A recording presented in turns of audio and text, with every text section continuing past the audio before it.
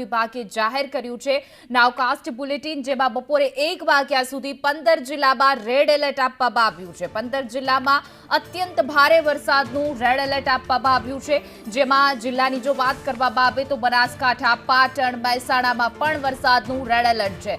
અમદાવાદ, ગાંધીનગર અને સાબરકાંઠામાં પણ રેડ એલર્ટ અપાયું છે। તો અરવલ્લી, મહીસાગર, સુરેન્દ્રનગરમાં પણ વરસાદનું રેડ એલર્ટ, ખેડા, દાહોદ, પંચમહાલમાં પણ રેડ એલર્ટ જાહેર કરવામાં આવ્યું છે।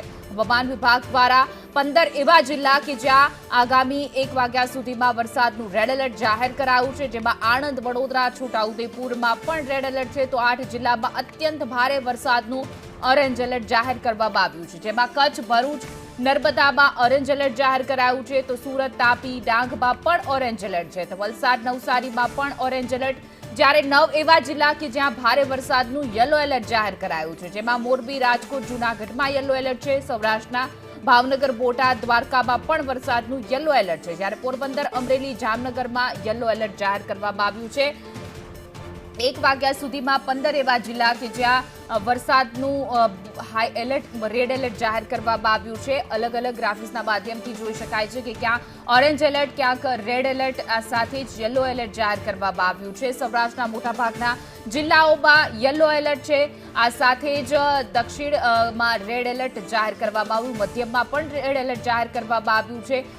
સાથે વલસાડ, નવસારી, કચ્છ, ભરૂચમાં જે છે તે વરસાદનું ઓરેન્જ એલર્ટ। તો આગામી 1 વાગ્યા સુધીનું આ હવામાન વિભાગનું નવકાસ્ટ બુલેટિન જાહેર કરાયું છે, જેમાં કેટલાક એવા જિલ્લા છે કે જ્યાં ભારે વરસાદ તો ક્યાંક અતિ ભારે વરસાદની પરિસ્થિતિ સર્જાઈ શકે છે।